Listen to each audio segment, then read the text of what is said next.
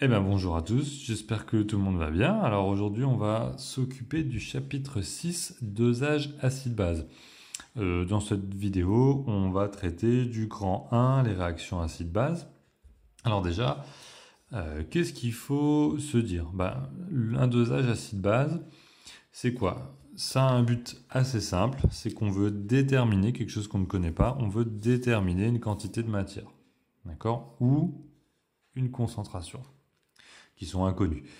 Alors, quantité de matière et concentration, ça veut dire que dans ce chapitre, il faudra s'attendre à voir apparaître N en mol, d'accord, qu'on va essayer de déterminer, ou alors la concentration C en mol par litre. Voilà. Alors, le montage qu'on utilise quand on fait un dosage, c'est celui-ci. C'est un montage qu'il faut savoir reconnaître. Dans les sujets de bac, on peut vous demander d'identifier que ça, c'est un montage de dosage. On reconnaît la burette, principalement, c'est elle qui va être très très importante. Et du point de vue du vocabulaire, je voudrais insister sur ça aussi. Il y a ce qu'on appelle le réactif titrant et le réactif titré. Alors, dans la burette, on va retrouver le réactif titrant. Lui, on le connaît parfaitement. C'est-à-dire que c'est pas lui qu'on étudie, c'est pas lui dont on veut déterminer la concentration ou la quantité de matière. On les connaît déjà. On connaît la concentration et le volume. On le connaît aussi puisque on fait couler la quantité qu'on veut. Alors, pourquoi est-ce qu'on fait couler du titrant à l'intérieur d'une solution qui s'appelle la solution titrée?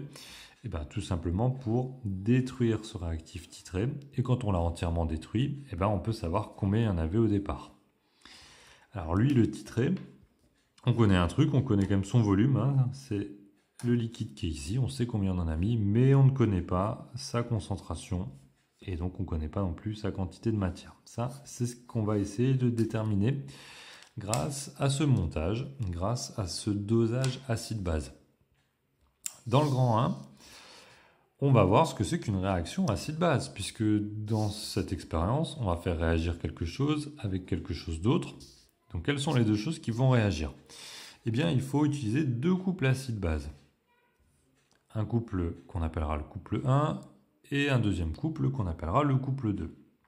Vous connaissez déjà ces notations qu'on va utiliser, puisque ce sont celles du chapitre 5. Un acide et une base, on les sépare avec un slash, et on va appeler ici l'acide du couple 1 à un H,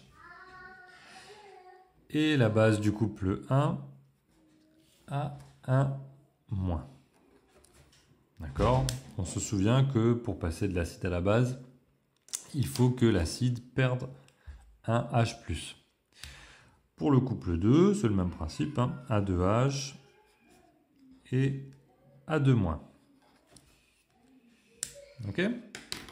Alors maintenant, la définition qu'on écrira en dessous, définition qu'il faut connaître, si on vous demande ce que c'est qu'un dosage, ou qu'est-ce que c'est qu'une réaction acido-basique déjà, eh bien, on va noter ça.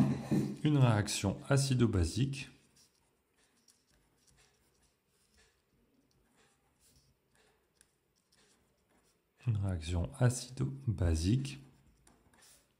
c'est la réaction entre l'acide d'un couple, on va dire l'acide d'un premier couple, qui réagit avec il réagit avec quoi? Il réagit avec la base d'un deuxième couple.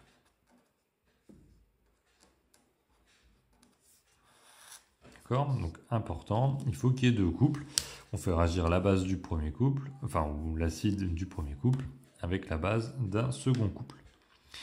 Alors maintenant, juste en dessous, on va écrire ça sous forme d'équation chimique, puisqu'on a défini ici et ici des substances chimiques avec leur symbole. On réécrit la même chose que ici, mais sous forme d'équation. On va retrouver la réaction acido-basique. La réaction s'écrit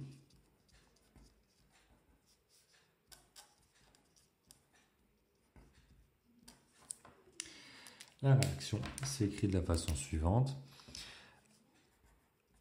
A1H, d'accord, l'acide du premier couple, plus la base du deuxième couple, on va l'appeler A2-, souvenez-vous,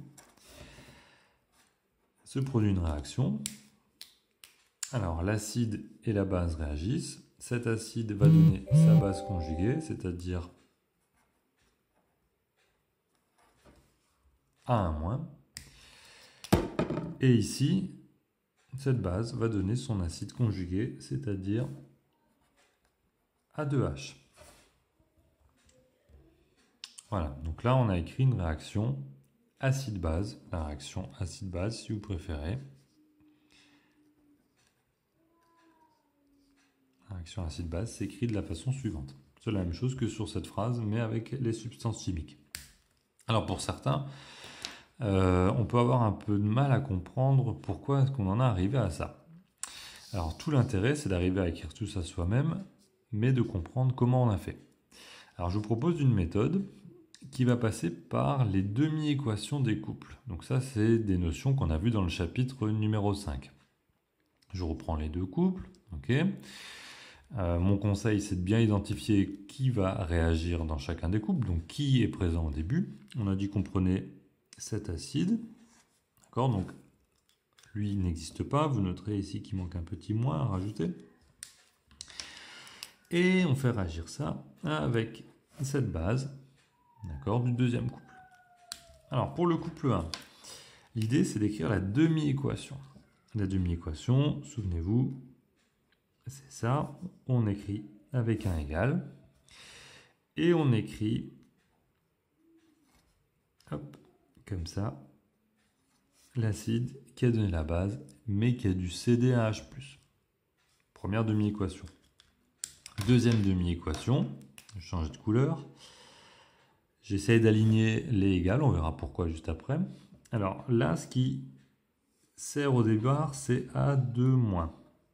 D'accord ? A2- va donner A2H, mais pour qu'il puisse donner A2H, lui, il doit gagner un H+. Donc vous comprenez en fait le principe. Ici en rose, on a quelque chose, une substance qui va céder un H+, et en dessous, vous avez une base qui va capter un H+.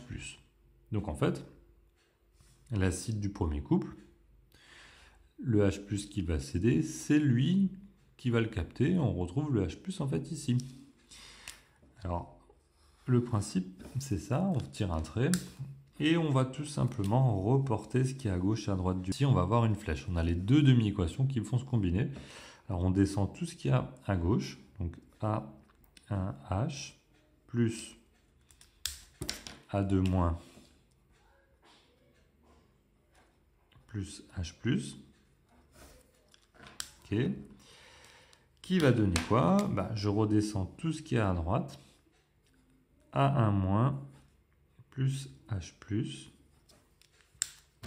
plus A2H. D'accord? Là, cette écriture peut se simplifier, c'est comme en maths, hein. Tout ce qui est présent à gauche et à droite peut se simplifier. Alors, A1H, lui, il est présent qu'à gauche, A2-, il est présent qu'à gauche, mais H+, on le retrouve là. Donc, on peut simplifier. Hop, voilà, tout simplement en le barrant. Et vous constatez qu'on retrouve la même écriture que ici. D'accord ? Donc si vous voulez comprendre ce qui s'est passé, eh bien l'acide du premier couple a donné son H+ à la base du deuxième couple. Et voilà ce qui se passe, on obtient la base conjuguée et l'acide conjugué. D'accord ? Donc pour les plus rapides ou pour ceux qui sont plus à l'aise, on peut écrire ça directement. Sinon, je vous conseille de passer par les demi-équations électroniques qui vont vous permettre en gros de voir au ralenti ce qui s'est passé. Voilà pour la méthode. Alors, on va changer de feuille.